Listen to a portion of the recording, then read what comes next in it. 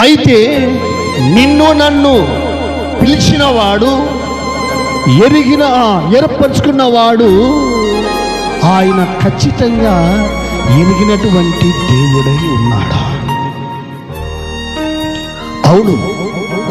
సంఘం కోసము నీవు ఎంత ప్రయాసపడుతున్నావో, లేక కుటుంబం కోసం నువ్వు ఎంత ప్రయాసపడుతున్నావో, ఉద్యోగంలో ఎంత ప్రయాసపడుతున్నావో, పొలములో ఎంత ప్రయాసపడుతున్నావో, ఆఫీసులో ఎంత ప్రయాసపడుతున్నావో, నీ పై ఆఫీసరు నిన్ను గుర్తించకపోవచ్చు.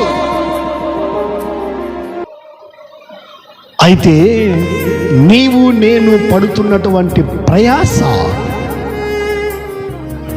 ఆ కష్టము, ఆ నష్టము ఎవరు ఎరిగారు? ప్రభువు ఎరిగాడా?